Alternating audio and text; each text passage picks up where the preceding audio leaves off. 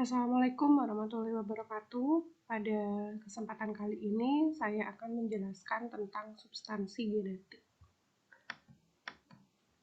Jadi, substansi genetik atau berupa asam nukleat, ini penamaan molekul asam nukleat ini berdasarkan pada sifat molekulnya, yaitu asam, dan tempat pertama kali molekul ini ditemukan, yaitu di dalam inti sel atau nukleus atau nukleat.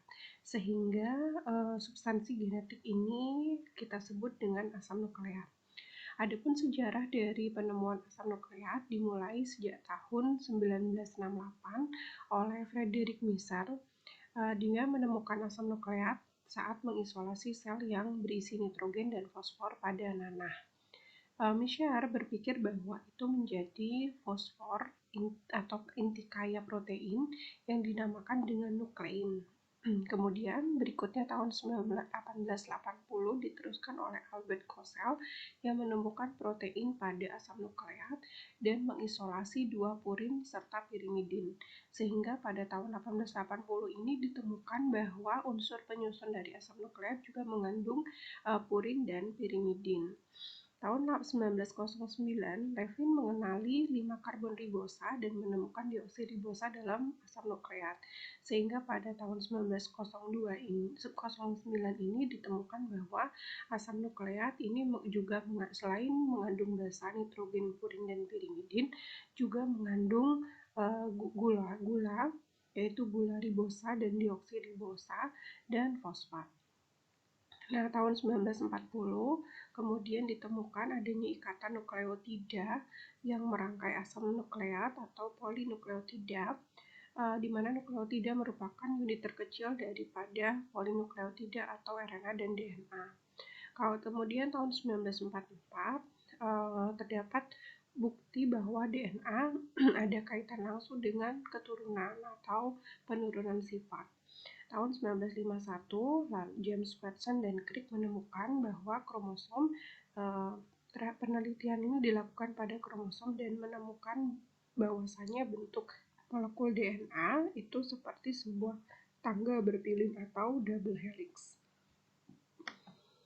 Nah, jadi definisi dari asam nukleat adalah biopolimer yang berbobot molekul tinggi dengan unit monomernya yang disebut dengan mononukleotida atau nukleotida.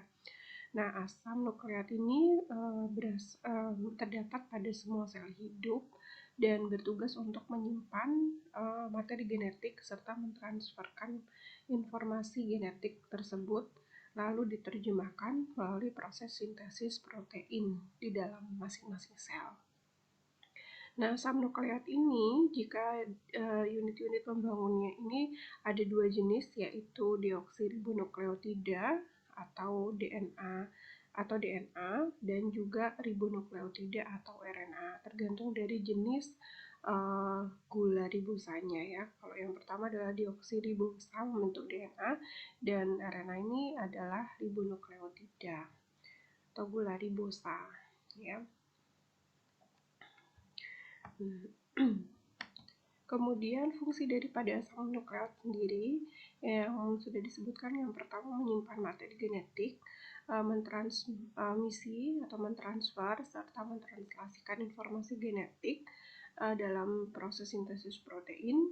Kemudian asam nukleat juga berperan sebagai metabolisme antara atau intermediate metabolisme. Lalu dia juga mengaktifkan reaksi-reaksi informasi energi seperti pembentukan ATP, berperan sebagai koenzim pembawa energi, berperan sebagai koenzim pemindah asam asetat, zat gula, senyawa amino, dan juga molekul lainnya, serta berperan sebagai koenzim reaksi oksidasi reduksi. Nah, asam nukleat ini terdiri dari unit terkecil yang disebut dengan nukleotida.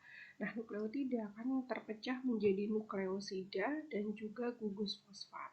Nah, nukleosida ini terdiri dari basa nitrogen dan juga gula pentosa. Nah, gula pentosa ini terdiri dari dua jenis, yaitu gula deoksiribosa dan juga ribosa. DNA umumnya memiliki gula ribosa, yaitu gula deoksiribosa, sedangkan RNA gula ribosa. Untuk basa nitrogen terdiri dari dua jenis, yaitu purin dan pirimidin. Adapun gambaran nukleotida ini seperti berikut. Jadi nukleotida itu terdiri dari gula ribosa, kemudian basa, purin atau pirimidin, dan juga fosfat. Jadi kalau purin dan gula ribosa dan juga basa nitrogen saja ini disebut dengan nukleosida. Jadi nukleosida itu adalah nukleotida tanpa fosfat. Nah, basa nitrogen ini terdiri dari dua jenis, yaitu purin dan pirimidin. Jadi, sebagaimana sebelumnya telah dijelaskan, bahwa nukleotida itu terdiri dari basa nitrogen dan juga gula ribosa serta fosfat, ya. Sedangkan nukleosida itu terdiri dari basa nitrogen dan gula ribosa saja, jadi tanpa fosfat. Nah, sekarang kita satu persatu akan membahas, ya. Yang pertama tentang basa nitrogen. Jadi basa nitrogen ini terdiri dari basa purin dan basa pirimidin. Basa nitrogen ini akan berikatan dengan ikatan pada atom karbon nomor 1 dari gula ribosa atau dioksiribosa. Nah, saya tunjukkan di sini.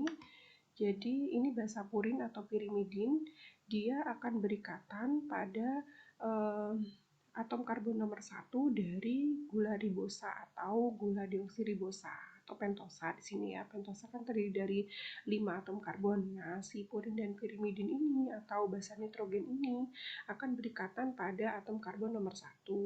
Sedangkan pada fosfatnya ini nanti akan berikatan dengan atom karbon nomor 5 dari gula ribosa atau gula dioksiribosa. Kalau gula ribosa itu pada RNA, sedangkan dioksiribosa itu pada DNA. Nah, pirimidin ini berikatan ke gula ribosa itu pada atom nomor 1 dari struktur cincin, sedangkan basa purin akan berikatan ke gula ribosa pada atom N9 dari struktur cincin. Kemudian struktur basa purin dan pirimidin, ya. Jadi basa nitrogen ini terdiri dari dua jenis, yaitu purin dan pirimidin. Kalau purin ini merupakan senyawa organik heterosiklik aromatik yang terdiri dari cincin pirimidina dan cincin imidazol yang bergandengan sebelahan. Kemudian purin merupakan salah satu dari dua grup basa nitrogen. Jadi ada dua jenis purin. Kemudian pirimidin ini adalah senyawa basa nitrogen yang mempunyai dua atom N dan hanya terdiri dari satu gugus siklik, ya. Kalau purin ini dua gugus siklik, sedangkan pirimidin satu gugus siklik. Basa-basa dalam asam nukleat untuk purin ini ada dua jenis, yaitu adenin dan guanin. Dua basa purin terdapat umumnya di nukleotida dalam bentuk adenin dan guanin atau A disimbolkan dengan huruf A dan huruf G. Nah, ini pun dimiliki oleh RNA maupun DNA, ya. Jadi dalam DNA dan RNA sama-sama memiliki adenin dan guanin. Sedangkan pirimidin itu ada sitosin, timin, dan urasil. Kalau di DNA itu ada sitosin dan timin saja, sedangkan di RNA itu ada sitosin dan urasil. Kemudian gugus fosfat. Jadi gugus fosfat ini terdapat pada asam nukleat dalam struktur nukleotida. Kalau nukleosida tidak ada gugus fosfat, hanya basa nitrogen dan juga gula ribosa saja. Nah, ikatan fosfat ini terdapat di nukleotida bisa membentuk keragaman tersendiri. Misalnya, hidrolisis RNA oleh enzim menghasilkan ribonukleosida 5 monofosfat dan ribonukleosida 3 monofosfat. Nah, kemudian antara satu nukleotida dengan nukleotida lainnya ini akan berangkai membentuk polinukleotida, ya, atau disebut juga DNA dan RNA. Nah, antara basa nitrogen dengan basa nitrogen lainnya ini diikat oleh ikatan hidrogen. Kalau adenin dan guanin, adenin dengan timin itu diikat oleh 2 ikatan hidrogen. Kalau guanin dan sitosin ini diikat oleh 3 ikatan hidrogen. Kemudian antara gugus fosfat dengan gula ribosa dari satu nukleotida dengan nukleotida lainnya ini diikat oleh ikatan fosfodiester. Nah, kemudian perhatikan gambar di sini. Jadi kalau kita lihat di sini ikatan basa nitrogen dengan gula ribosa itu terikat pada atom karbon nomor 1, sedangkan gula ribosa dengan gugus fosfat ini pada atom karbon nomor 5. Nah, DNA ini merupakan suatu makromolekul yang tersusun oleh nukleotida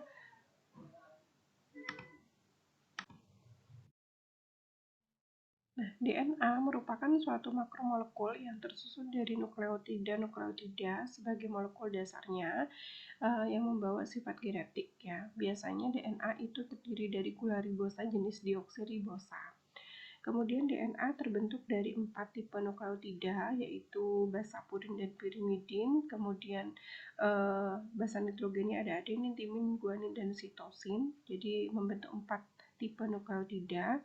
Kemudian berikatan secara kovalen membentuk rantai polinukleotida atau rantai DNA atau benang DNA dengan tulang punggung gula fosfat dengan ikatan fosfodiester. Nah, sedangkan basa nitrogennya berikatan dengan ikatan hidrogen.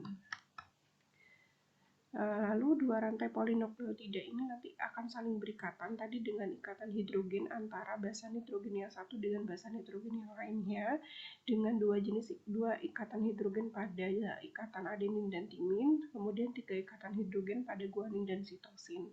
Sedangkan backbone-nya ini terdiri dari ikatan fosfodiester. Nah, deoksiribonukleotida penyusun DNA, gula 2-deoksiribosa yang berikatan dengan basa nitrogen, purin dan pirimidin pada atom karbon nomor 1 disebut dengan deoksiribonukleosida tanpa fosfat begitu ya. Nah, contoh yang di samping adalah deoksi adenosin dan deoksi guanosin. Jadi kalau deoksi adenosin berarti basa nitrogennya adalah adenin, sedangkan deoksi guanosin itu basa nitrogennya adalah guanin. Nah, monomer dari nukleotida pada DNA ini dapat berikatan satu dengan yang lainnya membentuk ikatan fosfodiester antara fosfat dengan gula ribosa pada satu nukleotida dengan nukleotida lainnya. Dan ikatan fosfodiester ini antara gugus OH di atom C nomor 3 dengan gugus fosfat dari nukleotida sebelumnya. Kedua ujung poli atau oligonukleotida atau polinukleotida yang dihasilkan menyisakan gugus fosfat di atom karbon nomor 5 nukleotida pertama dan gugus hidroksil pada atom karbon nomor 3 di nukleotida terakhir. Jadi kalau pembacaan transkripsi itu biasanya dari 5 ke 3. Dari ujung 5 itu pada ujung fosfat di atom di nukleotida pada monomer nukleotida pertama dan juga gugus karboksil atau gugus hidroksil pada atom karbon nomor 3 dari nukleotida terakhir. Nah, DNA terdiri dari 2 rangkai helix atau double helix dan bersifat antiparalel, artinya yang pertama itu dari ujung 5 ke 3, yang satu dari ujung 3 ke 5. Kemudian dia melilit ke kanan suatu poros, rangkai yang berselang-seling antara gugus deoksiribosa dan fosfat terletak di bagian luar, ikatan hidrogen antara basa purin dan pirimidin terletak di bagian dalam. Ini adalah struktur DNA yang double helix dan berpilin. Rangkaian benang DNA yang terdiri dari nukleotida yang bergabung membentuk polinukleotida. Ini berikatan di bagian tengahnya yaitu ikatan hidrogen dan di bagian backbone-nya adalah ikatan fosfodiester. Basa penyusun suatu benang DNA yang antiparalel ini tidak sama melainkan bersifat komplement terhadap benang pasangannya. Nah, biasanya sitosin berpasangan dengan guanosin, sitosin dan guanin ya. Kalau guanosin itu bentuk nukleosidanya, kemudian adenin dengan timin. Kalau di DNA itu adanya timin ya, kalau di RNA adanya urasil. Sedangkan RNA itu ribonukleik acid atau asam ribonukleat yang merupakan makromolekul yang berfungsi sebagai penyimpan dan penyalur informasi genetik. RNA merupakan rantai tunggal polinukleotida. Kalau DNA tadi double helix 2 untai tunggal, kalau RNA 1 untai tunggal. Setiap ribonukleotida terdiri dari 3 molekul, yaitu 5 atom karbon untuk gula ribosanya, kemudian basa nitrogen ya sama purin dan pirimidin.